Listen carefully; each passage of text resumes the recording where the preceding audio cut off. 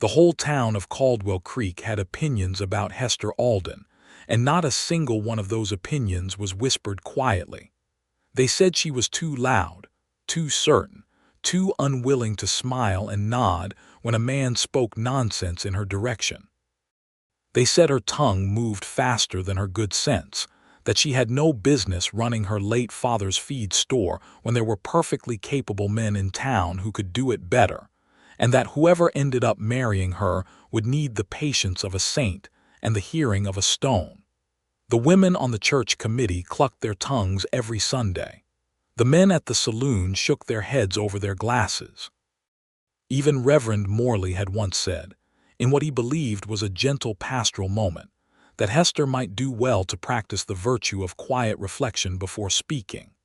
Hester had reflected, very quietly, for exactly 3 seconds before informing him that his sermon the previous week had contained a factual error about the book of Ruth, and that she'd be happy to lend him her father's Bible, which had margin notes going back 20 years, if he required assistance. That was Caldwell Creek in 1882, a raw, sun-scorched town on the Kansas plains where the cattle trails still cut deep grooves into the earth, and the railroad had only arrived 2 years prior, bringing with it the noise and commerce and occasional chaos that transformed a quiet crossroads into something resembling civilization. The population hovered around 400 souls, not counting the seasonal cowboys who drifted through with the cattle drives, and every one of those souls seemed to have formed a firm opinion about Hester Alden before she'd spoken a single word to them. She was 26 years old, with brown hair she kept pinned back in a practical knot, and eyes the particular shade of gray-green that made people think of weather coming in from the west. She stood 5'4" in her boots and carried herself as though she were taller, which was a thing people noticed and sometimes resented. Her hands were rough from work, her apron was usually dusty, and she had a laugh that came out sudden and genuine when something actually amused her, which wasn't always when people expected it. Her father, George Alden, had died of a fever the previous spring, leaving her the feed store and a modest house behind it, along with a set of meticulous account ledgers, and a reputation for fair dealing that she had proceeded to expand upon.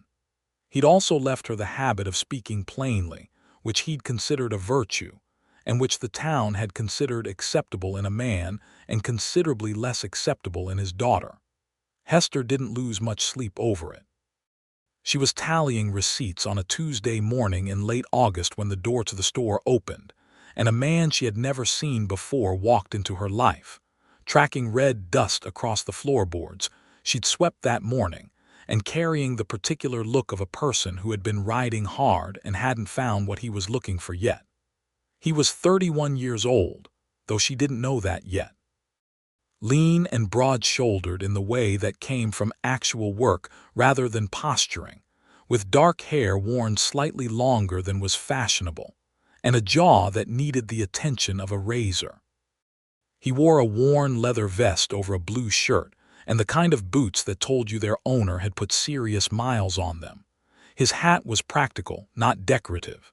He had brown eyes that moved around a room the way a careful man's eyes moved, taking stock of things before committing to them. His name was Daniel Covington, and he had come to Caldwell Creek to start over.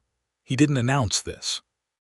He came to the feed store because his horse needed grain and he needed directions to the land office, and those were practical matters he intended to address one at a time. "Morning," he said, and his voice was quieter than she'd expected from someone his size. "Morning," Hester said, not looking up from her ledger. "Grain's along the back wall. Price is marked. Land office is 2 blocks east and 1 north on the corner with the hardware store. The man who runs it is named Fitch and he's honest but slow, so if you have somewhere to be in the next hour, write your name down and come back." There was a pause. "I only said good morning," Daniel Covington said. Hester looked up. She looked at him with those gray-green eyes in a direct, measuring way that most people found unsettling, and she said, "You also had the look of someone who needed grain and directions. I saved us both time." Is the grain the right weight for your horse, or do you need something lighter? Some of the animals coming off the trail are thinner than their owners want to admit. Something happened in his expression. Not offense exactly, more like recalibration. She's been well fed, he said, but I appreciate the consideration. 15 cents for 50 pounds, Hester said, going back to her ledger. Pay when you collect. He walked to the back of the store.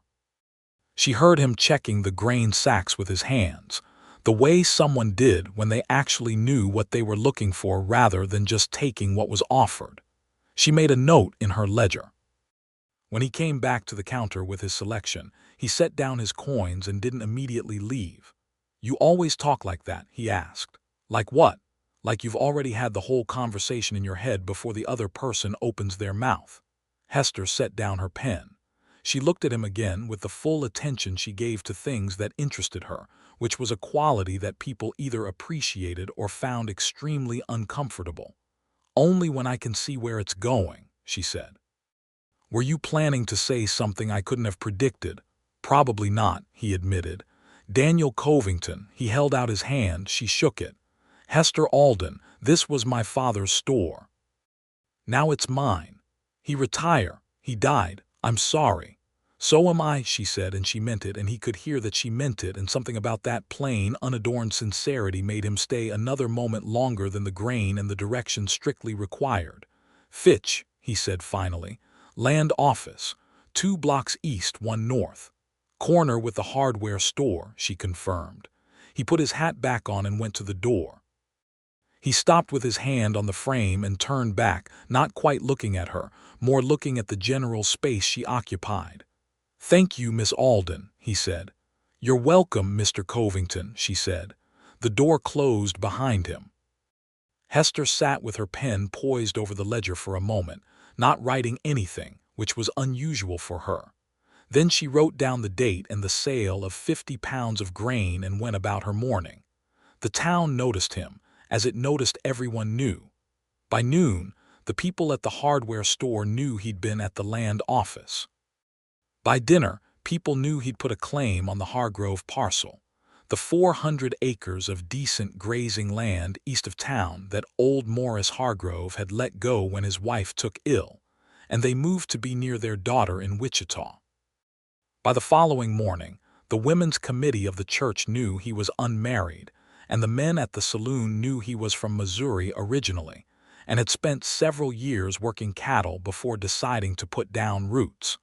Hester knew all of this because people told her things in the feed store. It was one of the genuine advantages of her position. People came in needing something practical and left having told her considerably more than they'd intended, because she listened carefully and asked sensible questions, and practical conversation had a way of expanding. She didn't think much about Daniel Covington specifically.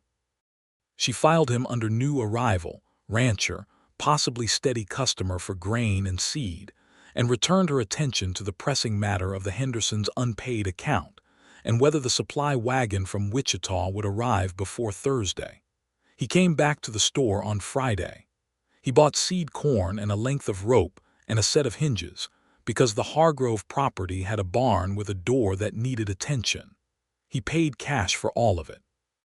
He didn't make conversation beyond what was necessary, and neither did she, and there was something oddly comfortable about that. He came back the following Tuesday for more grain, and this time there were 2 other customers in the store, Mrs. Beaumont from the church committee and old Pete Dawson who ran the livery, and Hester was in the middle of an argument. Not a dramatic argument. A firm, factual disagreement about whether Hester had any business advising Pete Dawson on the state of his accounts, when Mrs. Beaumont was of the opinion that a young woman running a store was one thing, but giving a man financial advice was quite another thing entirely. Hester was explaining, patiently but with the particular edge in her voice that came out when her patience was wearing thin under the surface, that she wasn't giving Pete advice so much as pointing out that he'd been overcharged by his hay supplier for the past 3 months, and the evidence was written right there in black ink if anyone cared to look at it.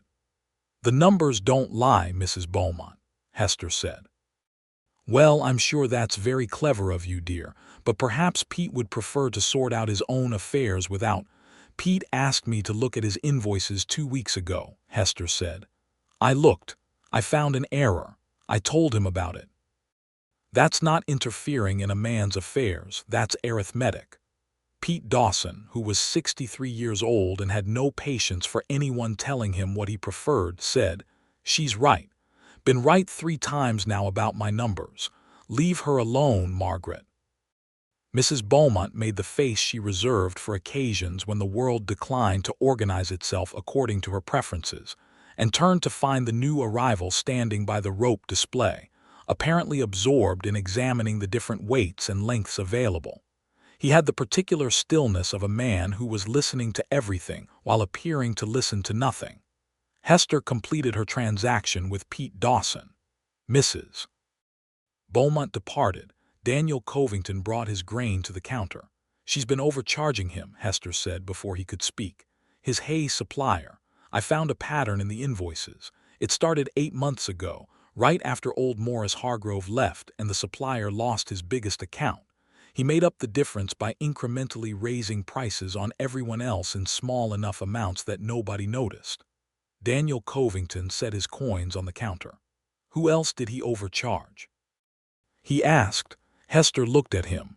The question surprised her, not because it wasn't the right question, but because most people hadn't thought to ask it. "I'm working on that," she said.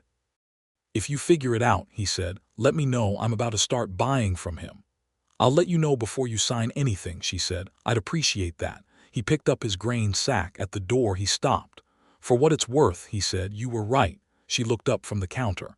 "About what specifically?" she asked. "About the arithmetic," he said, "and about the fact that it shouldn't matter whether a man or a woman found the error. Math is math." He left.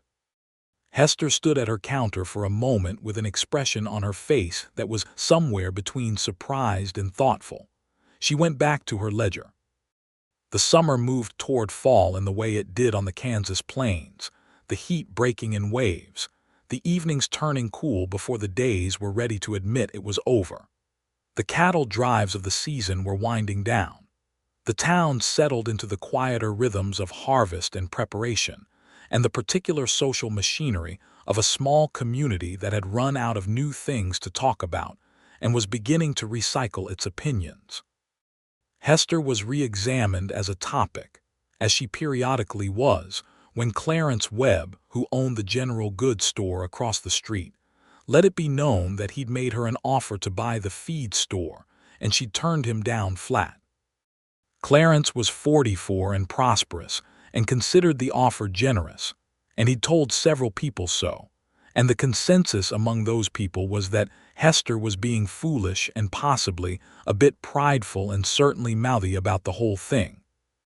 What actually happened was that Clarence had come into the store on a Monday morning and said, without any particular preamble, that he'd give her $800 for the property and the inventory, and she could go find herself a position as a seamstress or a schoolteacher, since those were more appropriate occupations for a woman of her situation. He'd said it in the tone of a man doing a favor, which was the tone that made Hester's gray-green eyes go very flat and still. She'd said, very clearly, that the property and inventory were worth $1,400 at minimum, that she had no intention of selling to anyone at any price, and that if Clarence Webb walked into her store again with the intention of offering her a lesser sum for something worth more simply, because he assumed she wouldn't know the difference, she would be happy to share her assessment of his own accounting practices with the relevant parties.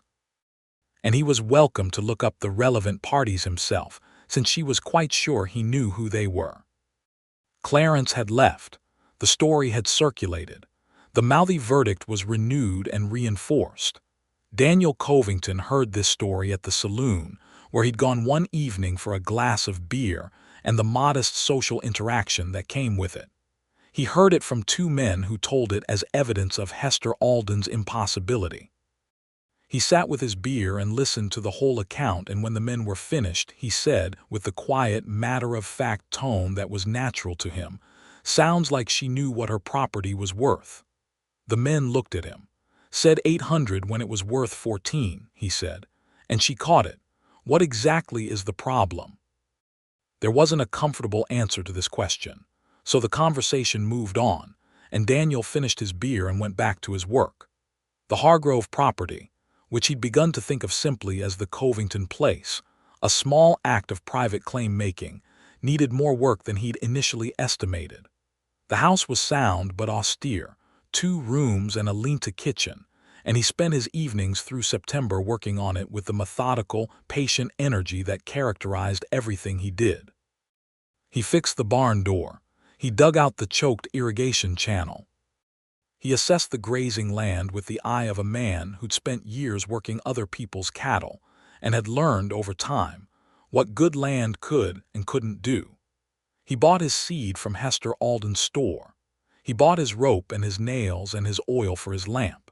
He came in regularly enough that her account book had his name on a dedicated line, which was the particular bookkeeping recognition she extended to steady customers.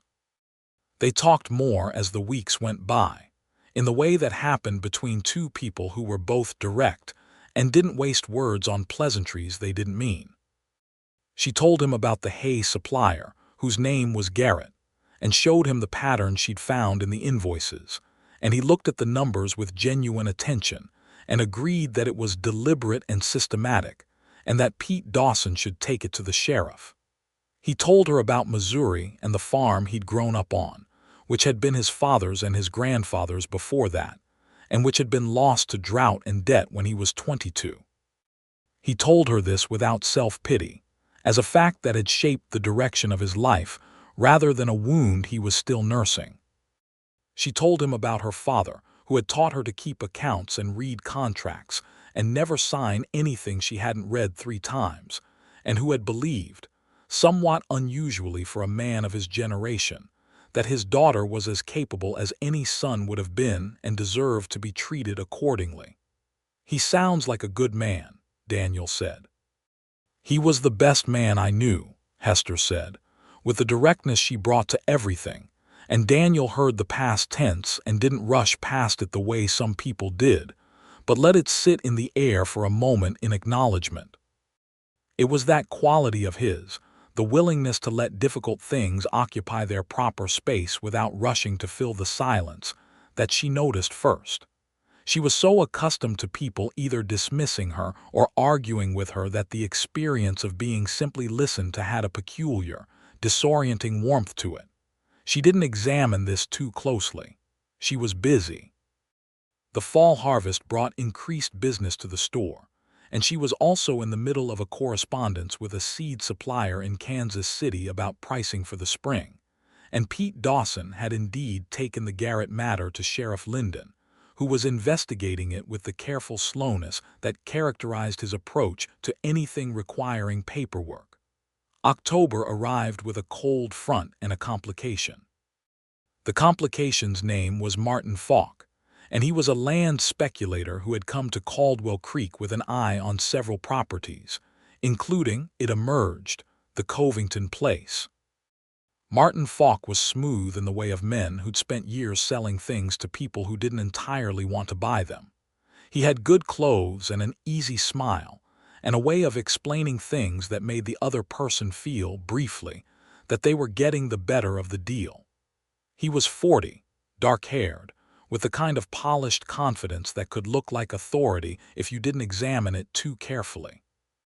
He came into Hester's store on the 2nd Tuesday of October and introduced himself and bought nothing, and spent 20 minutes telling her about the wonderful investment opportunities he'd identified in the area, and asking a number of questions that seemed casual but weren't. Hester answered some of them and redirected others, and watched his eyes moving around her store the way eyes did when they were assessing rather than simply looking. When he left, she stood at the window and watched him cross the street toward the saloon, and something in the set of his shoulders struck her as not quite right, the way a number in a column that looks correct but doesn't quite balance strikes an experienced bookkeeper. She found out what he was actually after the following day, when Pete Dawson came in for his regular grain order and mentioned, with the elaborate casualness of someone sharing information they find important, that Martin Falk had been asking around about whether the Covington land was securely titled. Why would he be asking about that? Hester said. Pete shrugged. Word is there was something irregular about how old Morris Hargrove came to own it originally, back before the war. Land was disputed between Hargrove and a man named Prout who moved away. Hargrove bought Prout's claim document, but there's some question about whether the transfer was properly recorded. Hester thought about this for the rest of the morning.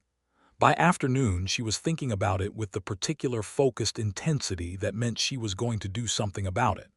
She went to the land office. Fitch, the land office manager, was a round-faced man of 50 who had the resigned air of someone who'd spent his career surrounded by paper and wished he'd chosen a livelier profession. He liked Hester because she always came to him with specific questions rather than vague anxieties, and specific questions were something he could actually answer. He looked up the Hargrove parcel.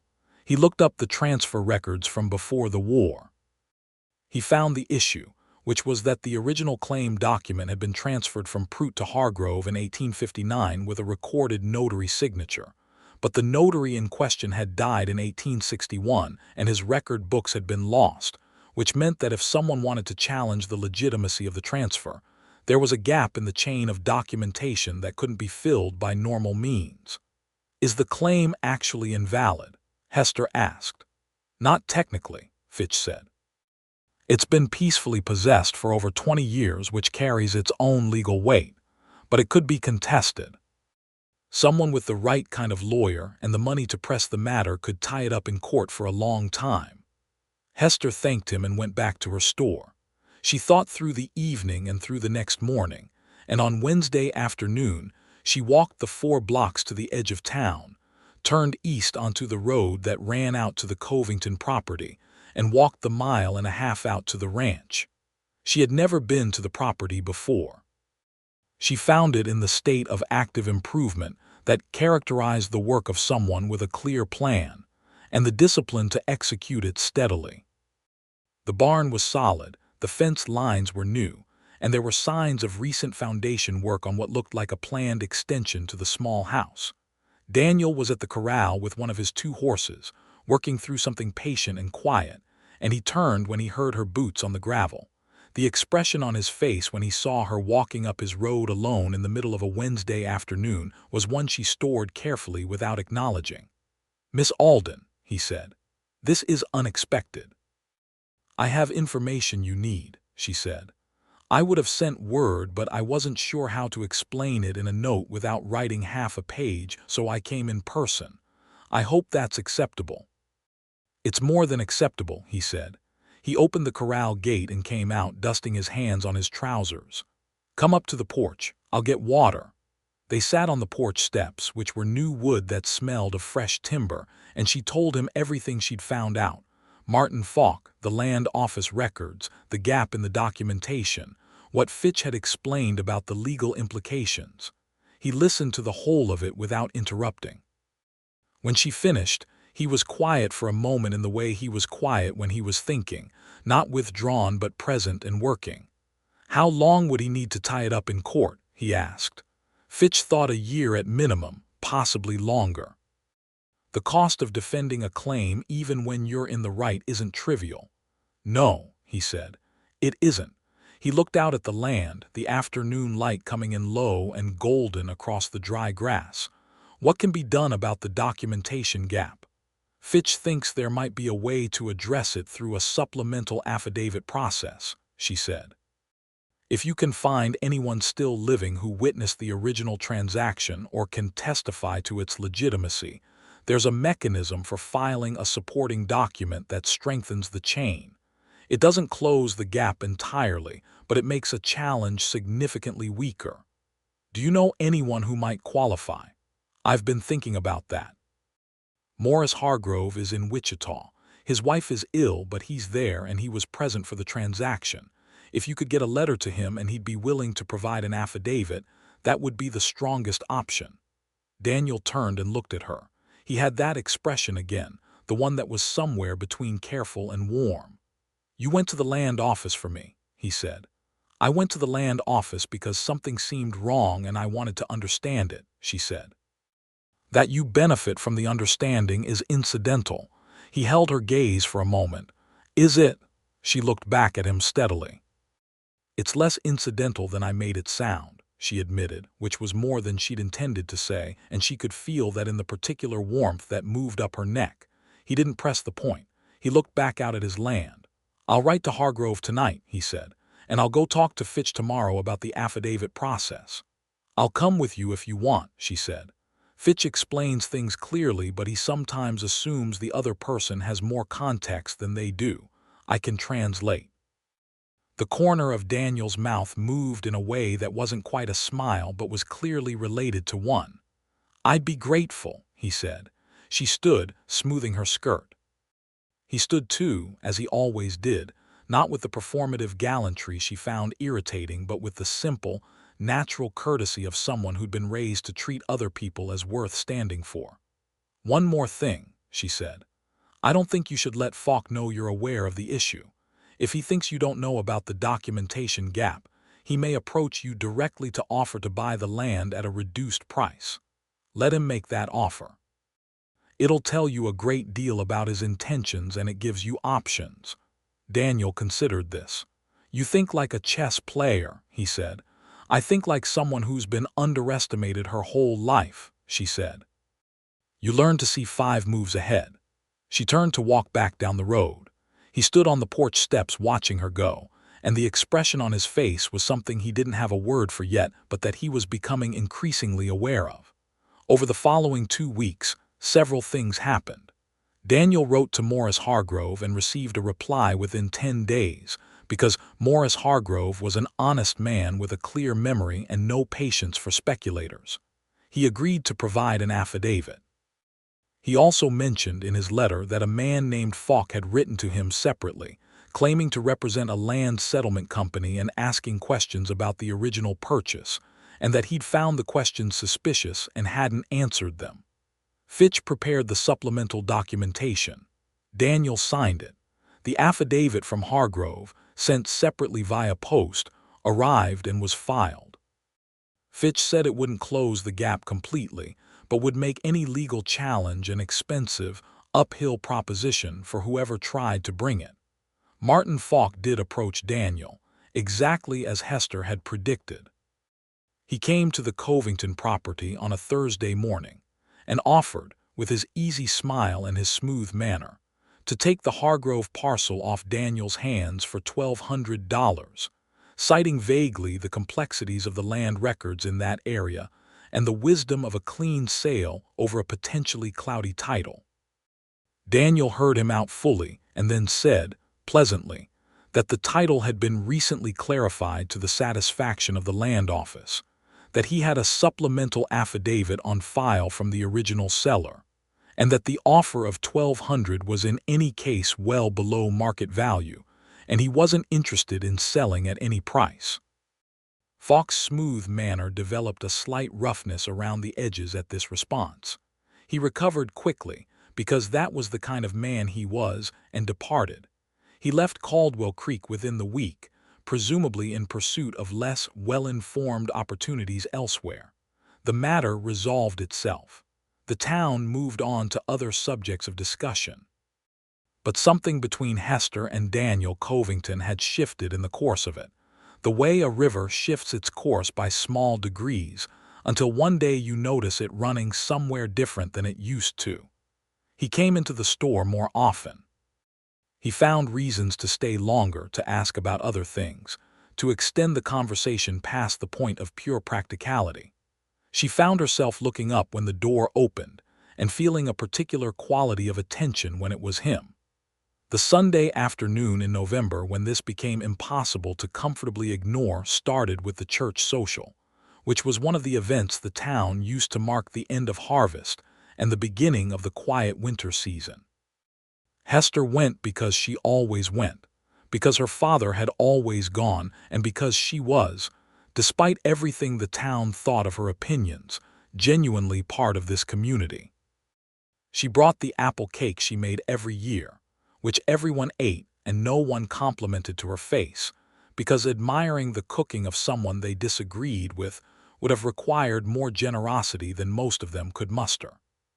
Daniel Covington came to the church social because he was new enough in town that declining would have been interpreted as antisocial, and he was trying to establish himself as a reasonable member of the community. He arrived to find Hester in the middle of a discussion with Clarence Webb and two other men about the proposal to expand the town's water supply by running a pipe from the creek that ran north of town. Clarence thought it was a waste of money. The two other men were inclined to agree, partly because Clarence was prosperous and prosperous people's opinions tended to gather agreement the way streams gathered tributaries. Hester was of the view that it wasn't a waste of money, that typhoid outbreaks in towns with poor water supply were well documented, and that the cost of a clean water system was considerably less than the cost of a town full of sick people, financially and otherwise. And she was explaining this in the clear, organized manner of someone who had done more reading on the subject than anyone else in the conversation. Clarence said that Hester was catastrophizing, and that she had a habit of complicating simple matters. Hester said she had a habit of being informed. One of the other men said, with the particular tone of a person who thought he was being helpful, that perhaps the ladies would enjoy the music that was starting up in the other room. Hester gave him a look that could have etched glass. Daniel Covington walked into the conversation at this point, accepted a glass of lemonade from the serving table, and said, to no one in particular but clearly to the group, "She's right about the typhoid. I've seen two towns on the drive routes that lost significant portions of their population to contaminated water. The cost comparison isn't even close." Clarence Webb turned to look at the new arrival. "You have medical training, Mr. Covington?" he asked, with the slight edge of a man who'd had his position challenged twice in the same argument. "No," Daniel said simply. "I have eyes and a memory." He took a sip of his lemonade and looked at Hester with the specific expression that she was beginning to recognize, the one that said he found her not just right but interesting. Good logic is good logic regardless of who's presenting it. Hester Alden, who was not generally speechless, was briefly not entirely sure what to do with herself. She recovered in approximately 4 seconds and returned her attention to Clarence Webb and the merits of the water pipe proposal. But she was aware, with a warmth that she was no longer even attempting to attribute to the temperature of the room, that Daniel Covington was standing at her shoulder, and that the particular quality of his presence there felt like something she hadn't known she was missing. Clarence Webb eventually conceded the point about typhoid, though he did it ungraciously, and the conversation moved on. Later, when the music was playing and people were clustered in the comfortable social geometry of small-town events, Hester found herself standing near the side window with Daniel, and neither of them was talking to anyone else. "You didn't have to do that," she said. "I didn't do anything," he said. I agreed with a correct position. That's not doing something, that's just being honest. Most people in this town experience my correct positions as a problem to be managed rather than a point to be acknowledged, she said. He was quiet for a moment. Outside the window, the November sky was going dark purple, and the first stars were appearing over the flat Kansas horizon. "I noticed," he said. "I noticed it the first week I was here." He turned from the window to look at her, directly and without the careful social deflection that people used when they were about to say something they weren't completely sure about. "It strikes me as a tremendous waste of you." Hester looked back at him. Her heart was doing something she was not going to describe as fluttering because that was a word that belonged to a different kind of woman, but it was doing something that was adjacent to it. "That's a very plain thing to say," she managed. "I'm a plain-speaking man," he said. "I thought you'd appreciate it." "I do," she said, and she was not entirely able to keep the thing she felt out of the two words. They stood by the window in the pleasant noise of the social, close enough that the cold draft coming through the old window frame made the warmth of standing near him perceptible. And if neither of them moved apart to correct for this, That was something they both noted and neither of them addressed. Winter settled over Caldwell Creek in the way of Kansas winters, relentless and flat and cold in a manner that had none of the romantic drama of mountain snow, just an austere, grinding chill that came down from the north and made everything a matter of endurance and practicality. Daniel came to town twice a week through December, for supplies and the general human contact that even a solitary man required when the workday got short and the ranch house got quiet. He came to the feed store. He sometimes came to the diner for supper, and Hester sometimes came to the diner for supper, because cooking for one was a thing she did but didn't much enjoy, and the diner was warm and Ada Marsh, who ran it, made decent pie. They ate supper together 4 times in December, which was not yet a pattern that anyone was discussing publicly, but was a pattern that both of them were aware of. They talked about everything. About his plans for the ranch in the spring, the cattle he intended to buy, the additional fencing needed, the question of whether he should try to hire a hand or manage the first season alone. About her plans for the store, the new seed catalog she was negotiating with, the expanding business that came with the town's growth, whether she should consider taking on a clerk. About books, because they both read when they could, and about the railroad, which was changing the economics of the entire region, and about the particular satisfaction of work done well. He told her more about his years working cattle, the trail drives from Texas north into Kansas, the peculiar community of men who did that work, the things he'd seen, and the things he'd decided about the kind of life he wanted to build. He told her about a winter in Missouri when he was 24 and working for a man named Carver, who had a good operation and a mean streak that showed itself in small ways, and how he'd left after one season because some things told you who a person was, and staying put when you knew the answer was a choice. She told him about the year after her father's death, which had been the hardest year of her life, not because the work was too much, but because grief sat in a store full of her father's handwriting and his organized shelves and his familiar smell in the woodwork, and showed up at unexpected moments to knock the breath out of her. "How did you manage?" he asked. "By being very busy and very stubborn," she said. "Those are my 2 most reliable qualities." "I'd add very smart," he said, as though this were a factual observation he was noting for the record. She looked at her pie. "You're going to make me immodest," she said. "No," he said quietly. "I'm going to make you accurately assessed." It was January, the 2nd week of a new year, and the diner was almost empty, and the light from the lamp on their table made a warm circle in the cold room, and Hester Alden thought very clearly, for the first time, that she was in love with Daniel Covington. She sat with that thought the way she sat with complicated accounts, examining it from different angles, looking for errors. She didn't find any. She also didn't say anything, because she was the kind of person who needed to be fully sure before she committed to anything, and being sure about a feeling and knowing what to do with it were 2 different problems. The something that had been building between them was visible enough by February that the town had formed opinions about it, which was inevitable. The opinions were mixed in the way of a community that had complicated feelings about Hester generally. Some people thought Daniel Covington was a sensible man who deserved better than a woman who'd argue with you over your own invoices. Some people thought it was good that someone had taken a shine to her because she'd be easier to manage with a husband. A small number of people, mostly Pete Dawson and Ada Marsh and a few others who had known Hester's father and liked her for herself, thought it was simply good to see, and that Daniel Covington had more sense than people gave him credit for. Hester ignored all of these opinions in the way she ignored most opinions about her, which was to say she was aware of them and declined to be governed by them.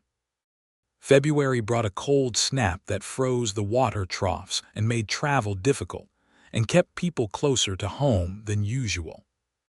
Daniel rode into town on a Wednesday in a wind that cut like a blade, tied his horse at the covered rail outside the feed store, and came inside to find Hester up on the rolling ladder reaching for a sack of oat feed on the top shelf. "I'll get that," he said. "I have it," she said, pulling the sack toward her without looking down. "Hester," she looked down. He was standing at the base of the ladder with his hand on the upright, looking up at her with an expression she hadn't quite seen before, careful and something else underneath the careful. She came down the ladder with the sack. He took it from her at the bottom, their hands both on the rough burlap for a moment, and neither of them let go immediately. "I need to tell you something," he said. "All right," she said. "I've been trying to find the right way to say it for about 2 months. "That's unusual for you," she said. "You normally say things without much trouble." "This is different," he said. She looked at him. The store was empty of other customers. The wind pushed at the door in its frame. The lamp on the counter burned steady and warm. "I think you're the most remarkable person I've met," he said. "And I'm not saying that to make you feel a particular way. I'm saying it because it's true and because I've spent enough of my life not saying true things to understand the cost of it." He paused. He was holding the grain sack in one hand and looking at her with those brown eyes that didn't hide much when he decided they didn't need to. "I'd like to court you properly if you're willing. I'd like to know if what I think is happening between us is happening for you too." Hester stood very still for a moment. "It is," she said. "It has been for some time." Something in his face settled, the way a room settles when the wind stops. "Then I'd like to take you to supper at Ada's on Saturday," he said. "Not the accidental shared supper we've been doing. A deliberate one." "Deliberate supper," she said. "That's your courtship offer." "It's a start," he said. She took the grain sack from him, set it on the counter, and wrote it in the ledger. "Saturday," she said without looking up. "I'll be ready at 6. He was smiling when he left, a full, open smile that she'd seen only a handful of times, that was different from the small, controlled one he generally wore. She stood at the window and watched him untie his horse and mount up and ride out of town into the wind. And she allowed herself, for exactly 1 minute, to feel completely and utterly happy before she went back to work. The deliberate supper on Saturday was the best evening of Hester Alden's adult life, which she thought privately, and would have said out loud if anyone had asked. They ate Ada's roast chicken, and the good bread Ada made on Saturdays, and talked for 3 hours in the warm corner table Ada had arranged with the particular knowing competence of a woman who paid attention to things.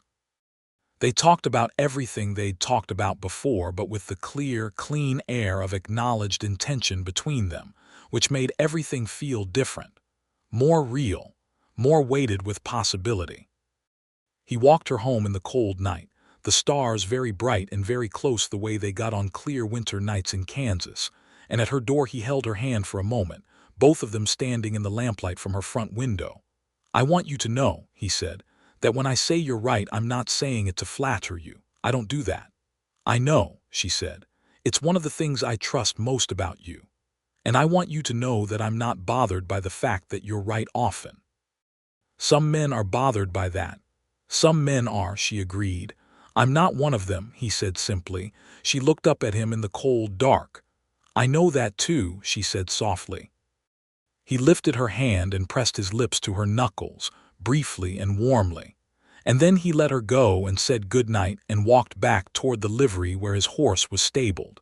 And Hester went inside and stood in the entrance of her house for a while before she removed her coat, feeling the warmth of his mouth still on the back of her hand. Spring came in fits and starts, the way Kansas spring did, with cold sharp mornings and sudden warm afternoons, and the smell of thawing earth rising up from the flat ground.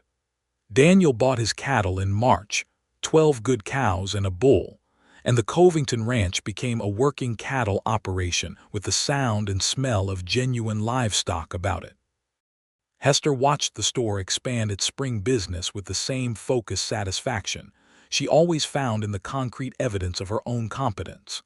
She hired a clerk, a 14-year-old boy named William whose family had come west the previous fall, and who turned out to have a natural talent for organization and numbers that she recognized and was pleased to cultivate. The courtship, if you applied the formal word to it, was a thing the town observed and commented upon. The deliberate Saturday suppers became a regular feature of the week. They took walks in the evenings when the weather allowed. He came to the store and she came to the ranch, and both of these things were noted and discussed, and Hester maintained her customary attitude toward being discussed. In April, there was a meeting about the water supply proposal, which had been brought before the town council after Hester had spent the winter writing a careful, documented argument for it that she submitted to the 3 council members, one of whom was Pete Dawson, and one of whom was Clarence Webb, and one of whom was a farmer named Bauer, who generally went along with whoever made the better argument. The meeting was a genuine debate, the kind Caldwell Creek held 3 or 4 times a year about something that actually mattered, and Hester presented her case with the same organized, evidence-based approach she brought to her accounting work, including actual figures from other Kansas towns that had installed water systems, their costs, and their documented outcomes for community health. Clarence Webb made his counterargument, which was primarily about cost. Hester pointed out that the cost figures he was citing were from a Chicago installation and not applicable to a town the size of Caldwell Creek. Clarence said the principle was the same. Hester said the principle was not the same when the scale differed by a factor of 40. Bauer sided with Hester. Pete Dawson sided with Hester, as he generally did on matters involving numbers. The council voted 2-1 for the water pipe project. Clarence Webb accepted this with visible difficulty. Daniel Covington, who had attended the meeting and sat in the back and said nothing during the official proceedings, stopped Hester outside afterward and said, 2-1. 2-1, she confirmed. He looked at her with that expression, the one that was warm all the way through. Did I mention you were right? She looked up at him in the April evening light, the air carrying the first real warmth of the year and the smell of mud and new grass, and she said, You mention it rather frequently. I'm beginning to expect it. Good, he said. He offered her his arm, which he'd been doing for several months, and she took it, which she'd been doing just as long, and they walked back down the main street of Caldwell Creek in the spring evening, while the last of the sunset turned the sky colors that didn't have proper names. May brought the question of the future, as springs often did. They were sitting on the porch of the ranch house after Sunday dinner, which she'd brought out because she'd been cooking it herself, and it seemed wasteful not to share it, and the afternoon was warm and the cattle were visible in the near pasture, and everything had the settled, golden quality of a good day. I want to ask you something, Daniel said, and I want you to know before I ask it that the answer, whatever it is, won't change what you are to me. Hester set down her coffee and looked at him. He looked at the pasture and then at her, and there was a quality of openness in his face that she'd seen increasingly over the months, the careful man letting himself be seen without the careful. I want to marry you, he said. I want to spend the rest of my life with someone who's right more often than anyone else I know and who doesn't pretend otherwise. Someone who makes me better just by being honest. He paused. I want to spend it with you, Hester, if you'll have me. The afternoon was very quiet except for the cattle and the distant sound of a meadowlark from somewhere in the tall grass. Hester sat with her hands around her coffee cup and looked at Daniel Covington, this plain-spoken, careful, warm man who had walked into her store on a dusty August morning and called her right from the beginning every single time, and she felt something that was bigger than happiness and quieter than joy and more solid than anything she'd felt since her father died. Yes, she said. He looked at her for a moment as though verifying what he'd heard. Yes, he repeated. I said yes, she confirmed. I believe I'm quite capable of being clear. He laughed, and it was the full, open laugh she'd heard only a few times, and he reached over and took her hand, and she held on to his with the firmness of someone making a commitment they fully intend to keep. I don't have a ring yet, he said. I know, she said. That's fine. I have an account at the jeweler's in Wichita through the store's business contacts. We can order what we want. He looked at her with that specific expression she'd come to think of as hers because she'd never seen him wear it for anyone else. Of course you do, he said. Of course I do, she agreed. They were married in June. The wedding was at the church, because that was how things were done, and because Hester had no particular objection to the church aside from Reverend Morley's occasional tendency to underestimate her knowledge of Scripture. Reverend Morley was gracious about the ceremony, which was one of the genuinely nice things about him. Ada Marsh made the cake. Pete Dawson cried, which he denied afterward. The women's committee came, because this was a community event and community events were their domain, and they brought flowers and their opinions, and Hester accepted both with the equanimity of a woman who had long since made her peace with being discussed. The ring was a simple gold band with a small garnet, ordered from the Wichita jeweler and arrived exactly on time, because Hester had specified the delivery date clearly in her order and followed up with a letter when it was needed. Daniel looked at her during the ceremony with an expression that made everything else in the room slightly peripheral, the way the sun makes everything else in the landscape secondary when it comes out from behind clouds. She looked back at him with the direct, honest gaze that was natural to her, and what was in her face was what was in her heart, and she saw no reason to make it less visible. They said their vows clearly and meant every word. The reception at the church hall was lively with the particular energy of a community that had been watching something develop for nearly a year, and was pleased to see it resolved into its proper form. People ate and drank and danced to the fiddle music that two men from the edge of town provided, and the evening was warm and long with the generous light of a Kansas June night. Daniel danced with her twice, which was his maximum comfort zone for dancing, and both times he held her with the care and certainty of a man who had thought carefully about what he was holding. "Everyone is watching us," she said during the second dance.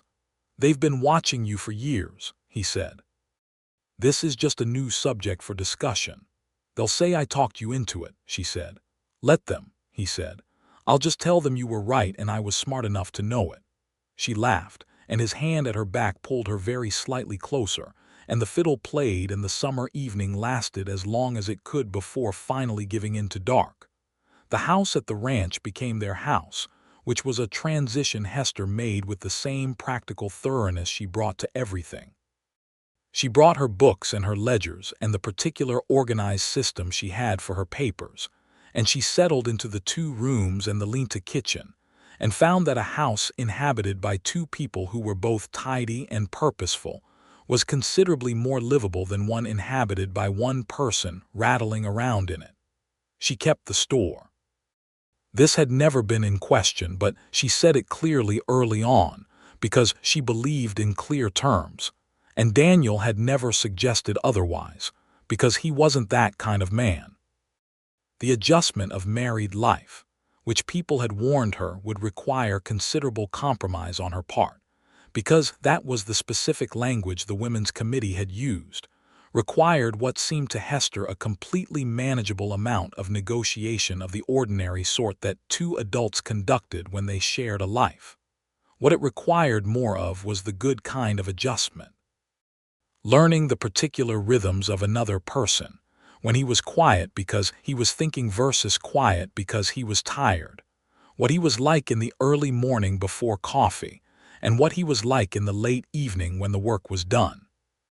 Learning that he had a dry, very quiet sense of humor that appeared in the most unexpected moments, and that never failed to delight her. Learning that he noticed things, small things, the way she tilted her head when she was working through a problem, the way she looked when something pleased her, and that he noticed them without making production of it. What he learned about her was that she was kinder than she let on in public, that her directness was not armor but simply the natural expression of someone who'd found hedging to be a waste of everyone's time, and that she laughed more often at home than she ever did in town. Summer moved through its long hot middle and into the golden cool of August. 1 year from the August morning he'd walked into her store for grain and directions. Hester was doing the accounts one evening at the kitchen table when she looked up and said, "I think I may be with child." Daniel had been reading on the other side of the table, one of the practical farming manuals she'd ordered for him through the store's catalog. He set the book down. "Think," he said. "The evidence suggests it," she said. "I've been tracking the relevant indicators. I believe I'm about 2 months along." He looked at her for a long moment. "Hester," he said. "I know," she said, and her voice, that clear, direct, always certain voice, was for once very soft. He got up and came around the table and crouched beside her chair, taking her hands in his, and she looked at him with an expression that was different from any he'd seen, not just happy but something deeper and more complicated, all the parts of her feeling everything at once. "Are you all right?" he asked. "I'm very well," she said. "I'm actually—" She stopped and started again. "I'm very happy." He brought her hands to his lips the way he had at her door in the winter, and she felt the warmth of it the same way. Only now there was everything they'd built between then and now in it. "We should see Dr. Annie's," he said. "I made an appointment for Thursday," she said. He laughed softly against her hands. "Of course you did."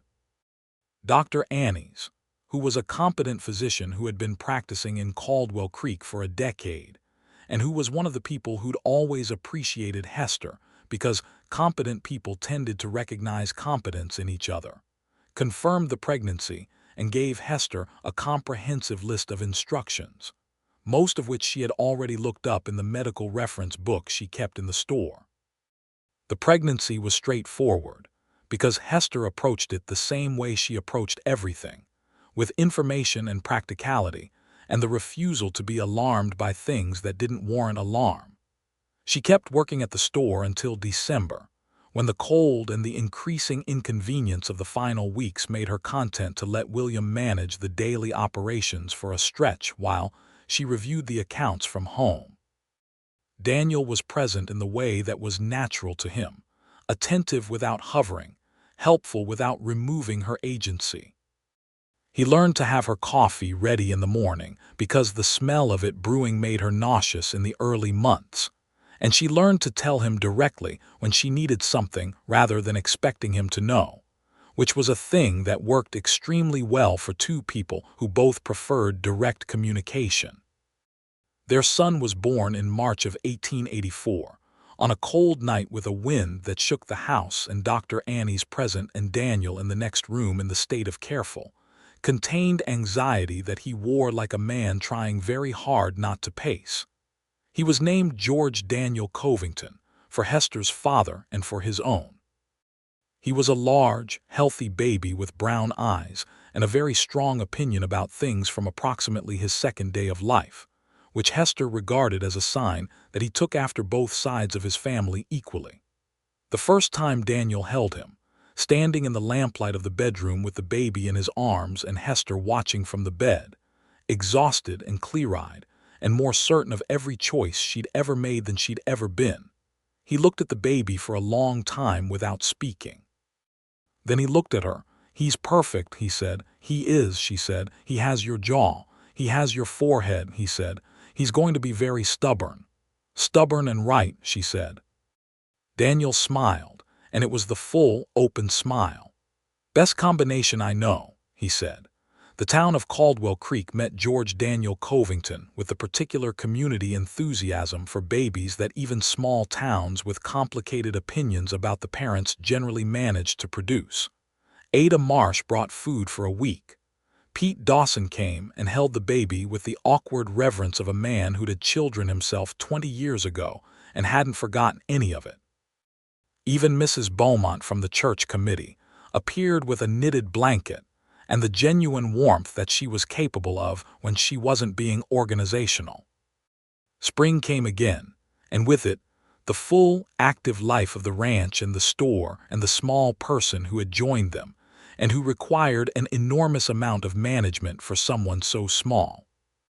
William ran the store competently while Hester was in the early weeks of recovery, and when she came back, she brought the baby with her in the wicker basket her father had once used to carry office supplies.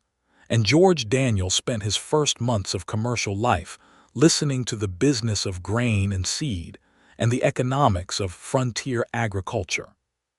The hay supplier Garrett, whose overcharging had been the subject Hester first raised in Pete Dawson's presence, and Daniel had asked the right question about, was eventually brought before the county magistrate on charges of fraudulent billing. This happened in the summer of 1884, and the case was organized largely on the basis of the pattern Hester had identified and documented the previous year. The relevant parties, including Pete Dawson and 5 other customers who'd been similarly affected, received partial restitution. Hester was not asked to testify because the law of 1884 Kansas had limited formal roles for women in legal proceedings, a fact she found infuriating, and said so clearly to Daniel and to Pete Dawson and to Dr. Annies, who agreed with her. She noted, for the record, that the case would not exist without her work, which was true, and which the magistrate's summary acknowledged obliquely in language she found diplomatically inadequate. Daniel, who had testified and been asked directly whether his wife's analysis of the billing pattern had been the basis for bringing the matter forward, said yes without hesitation, and with the particular firmness of a man who understood that being credited for another person's work was a thing to refuse rather than accept. When he told her this afterward, she looked at him for a moment with the full, unguarded expression she wore in private. "You didn't have to do that," she said. "I wasn't going to say otherwise," he said. "It was your work." She crossed the kitchen and kissed him, which wasn't her usual way of responding to information, but which he received with great willingness. The seasons moved forward through the 1880s as seasons did, with the particular mixture of ordinary days and significant ones that constituted a life. The town grew. The railroad brought more commerce and more people, and the gradual civilization of what had been raw frontier, the first school building, the second church, the library that Hester helped organize because there was a school and children who would need books. The ranch grew too. Daniel bought more cattle and eventually hired a hand, a quiet young man from Texas named Marcus who worked hard and asked sensible questions and got along well with everyone. The additional grazing land Daniel purchased the following year brought the Covington operation to something close to a genuine small ranch, not large by the standards of the big operations further south, but solid and well-managed in his.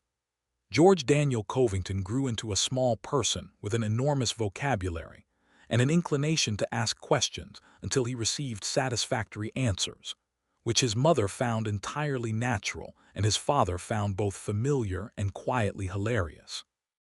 In 1886, when George was 2 years old and the store was expanding its inventory again, and the water pipe project had been successfully completed the previous summer, a woman named Clara Briggs came to Caldwell Creek from St. Louis with her husband, who had come to take a position at the new bank. Clara Briggs was 24 and clever and had opinions, and she found in the first week of her arrival that the woman who ran the feed store at the east end of Main Street was someone worth knowing. She came in one morning for rope and stayed for an hour, and when she left, she'd had more genuinely interesting conversation than in the previous month in total. "Your wife is remarkable," she told her husband that evening. "Which wife?" he asked, confused. "Not my wife, obviously. Hester Covington, the woman at the feed store." "Oh, the one they call Mouthy," her husband said absently, looking at his paper. Clara Briggs looked at her husband with the particular look of a woman who has decided something. "They call her right is what they should call her," she said. This had a way of circulating, as things in small towns did, and reached Hester via Ada Marsh, who heard it from Clara's husband's colleague and found it worth repeating. Hester told Daniel that evening. He looked up from the range accounts he was reviewing. "She's right," he said, with the comfortable certainty of a man who'd been saying the same thing for 4 years. "Tell her I said so." The summer of 1887 was a hard one, the drought that hit much of Kansas that year pressing down on the cattle operations and the farms alike. The grass went brown by July, and the creek ran low, and the feed supply became a matter of serious concern throughout the county. Hester had been following the weather reports through the spring, and had made the practical decision in April to increase her store's grain reserve beyond normal levels, ordering from 2 different suppliers at a time when prices were still reasonable. This decision, which she'd made on the basis of a combination of her father's weather journals and her own reading of agricultural reports, meant that the Alden Feed and Supply Store was one of the few in the region with adequate inventory when the drought fully established itself in July. She sold at her normal prices, not at the inflated prices that two operations in neighboring towns adopted. She kept careful records of what she had and what she sold and made sure the distribution went to those who most needed it rather than simply to those who could pay the most. This caused a particular kind of conversation in Caldwell Creek. Some people said she should have sold at market price, which in a drought was considerably above her cost. Some people said she'd been lucky in her timing. Some people said nothing and simply were grateful. Daniel brought in his herd through the drought with fewer losses than most by careful management of his grazing land, and because Marcus, his hand, had grown up in Texas and knew how to move cattle to where the grass lasted longest. They made it through the summer. In September, when the rain finally returned and the grass began to come back and people started breathing again, Hester sat down with her ledgers and assessed the summer. She hadn't made as much money as she could have, but she'd made enough, and she'd kept her customers supplied, and she'd maintained the relationships that were the actual foundation of a store's long-term viability in a small town. She told Daniel all of this in the practical, clear way she explained her business reasoning, and he listened to the whole account and then said, "You kept people fed." She looked at him. "That's what you did," he said. "All the other reasoning is sound too, but that's what you did." She sat with that for a moment. "My father would have done the same," she said. "I know," he said. "He raised you." In 1888, Hester discovered she was expecting again. She announced this to Daniel in the same direct manner as before, over the kitchen table, and his response was the same warmth and steadiness that characterized all his responses to important things. Their second child was born in April of 1889, a boy again, which delighted George Daniel, who was 5 and had expressed clear preferences about the matter. This one came into the world with the same forthright energy as his brother, which Hester took as confirmation of her gene theory. They named him James Thomas Covington, for Daniel's father and for Hester's grandfather, whose name she'd always liked. George Daniel took his role as older brother with an authority that clearly came from his mother's side of the family. He explained things at length to James Thomas from the earliest possible age, beginning with an explanation of how the feed store worked and proceeding, over subsequent months, to a fairly comprehensive account of cattle ranching, the route of the railroad, the operation of the land office, and a number of other subjects he had absorbed from two parents who talked about the world as though it were worth understanding. The store continued and expanded. Hester brought in a full partner arrangement with William, who was now 18 and had been working for her for 5 years, and knew the operation almost as well as she did. She formalized it with a written contract, carefully drawn up and reviewed by the town's new lawyer, because a handshake was fine for small things, and a proper contract was better for important ones. Daniel's ranch settled into the good, steady, productive life of a well-run Kansas cattle operation. Not spectacular, not dramatic, but solid and honest and built on work rather than luck. He hired a second hand in 1889, a man named Eli who came with good references and proved to be excellent with the cattle and reasonably competent with fence line. They attended the church socials and the town meetings and the occasional dances at the Grange Hall, and Caldwell Creek proceeded through its communal life around them.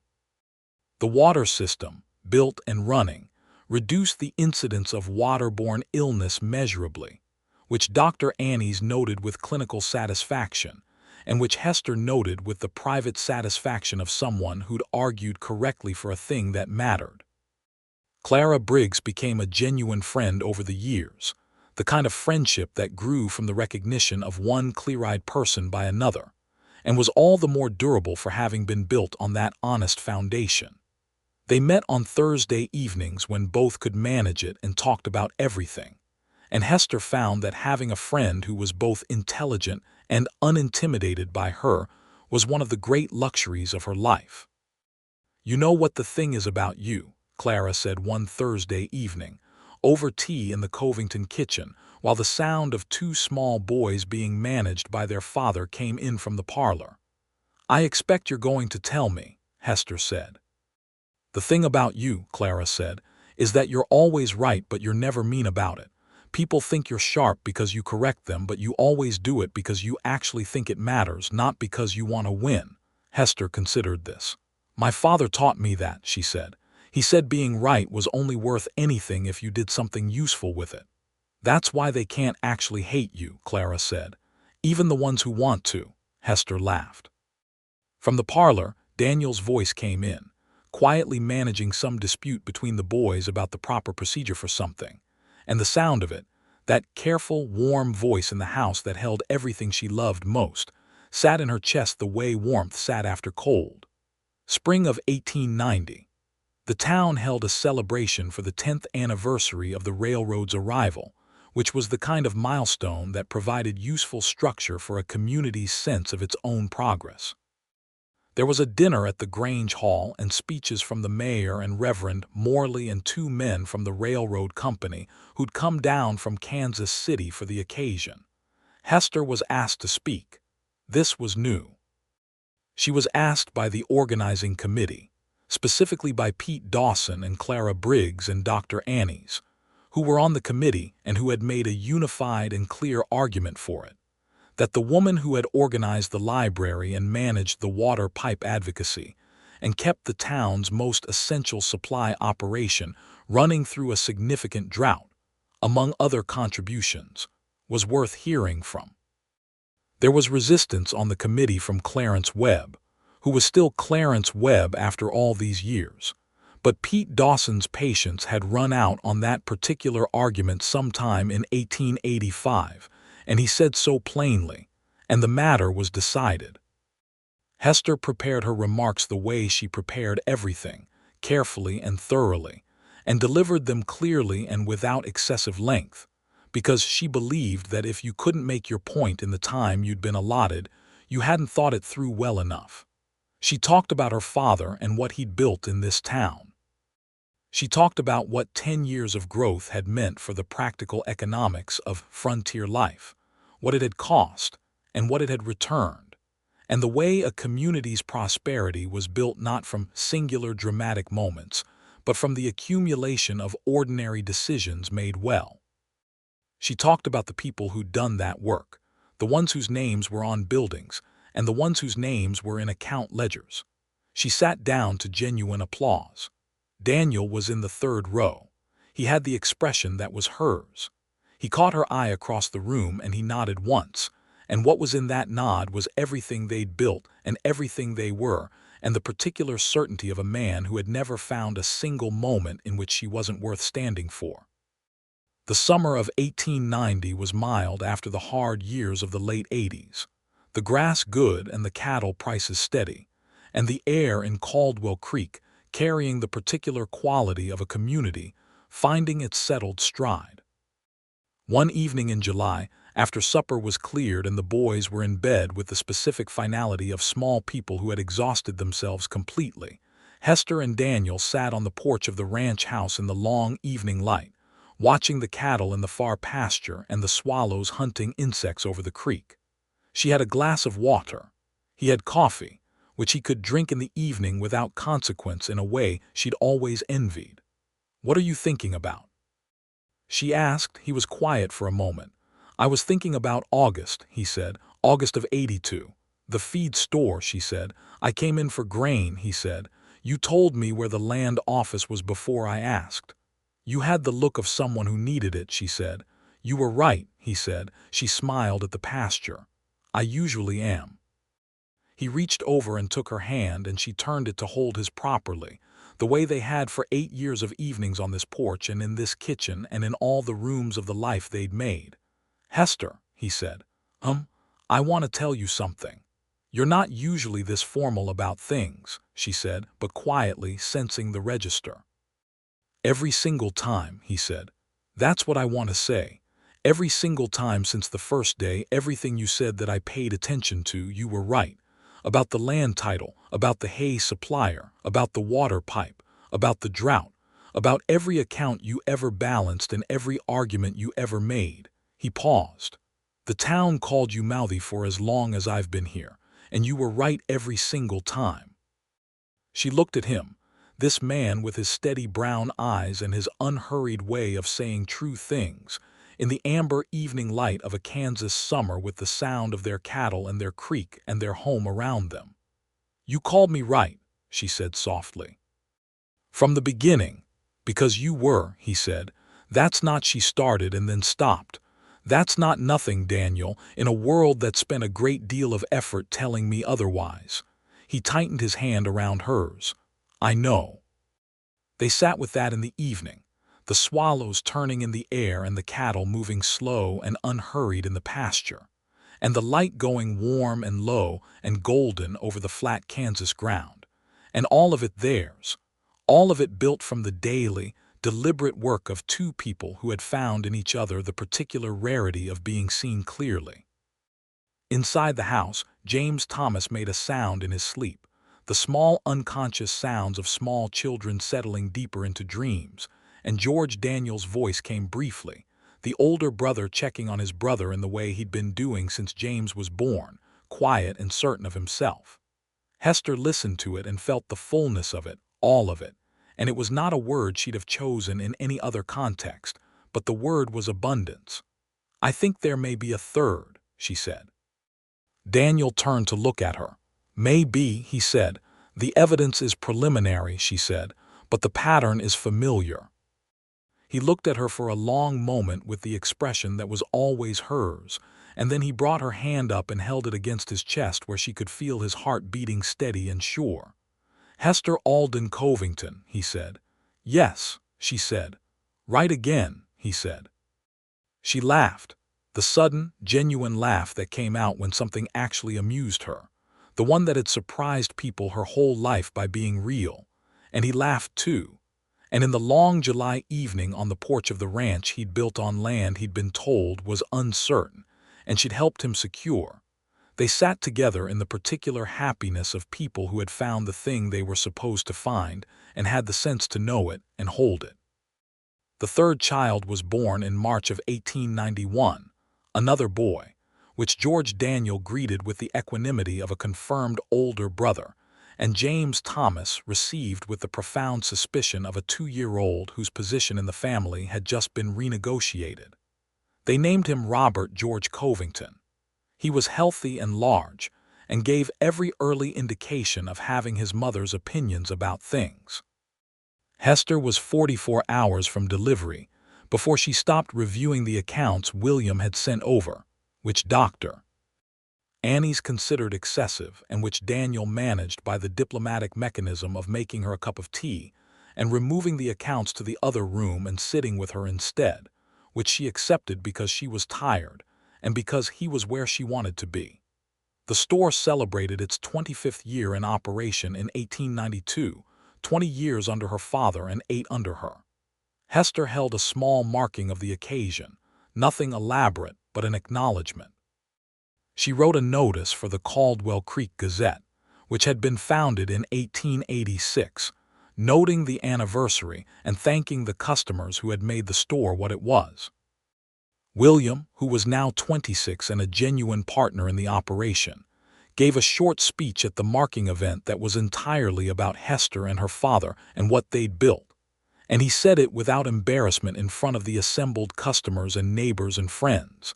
And Pete Dawson cried again and denied it again, and Ada Marsh took notes of it for her own records, and Clara Briggs stood in the back and looked entirely satisfied. Daniel was there, as he was everywhere she needed him to be, not loud about it, not performative, just present and steady in the way that was his particular genius. Afterward, when the store had emptied and the boys were down the street with Marcus, who'd offered to watch them for the evening, he helped her put the chairs back and sweep up and close the accounts of the day. "Your father would have been proud," he said. "I think so too," she said. She blew out the lamp on the counter, and they stood for a moment in the dim, familiar space of the store that still had her father's shelves and her father's floorboards, and something of his careful organization under her own particular version of it. "Thank you," she said. "For what?" "For being here," she said. "For all of it. For every time you said I was right." He turned toward her in the near dark of the closed store. "I just told the truth," he said. "I know," she said. "That was the thing." He found her hand in the dark, and they walked out into the Caldwell Creek evening, the street quiet and the stars beginning to appear in the wide Kansas sky. And the house behind the store that had been her father's and was hers and Daniel's now, with 3 small boys in it and 20 years of account books, and the life she'd built on the radical premise that being right was something to stand behind. She was 43 years old, and she had a store and a ranch and a husband and 3 sons and a best friend and a town that had watched her and argued with her and occasionally respected her, and had never, not once, been able to accurately say she was wrong. They called her Mouthy. He called her right, every single time. And in the generous quiet of the evening, with his hand in hers and the warm lights of Caldwell Creek all around them, and the whole of the life she'd chosen laid out before her in all its solid, irreplaceable reality, Hester Alden Covington thought that being right and being loved for it was perhaps the finest thing a person could be.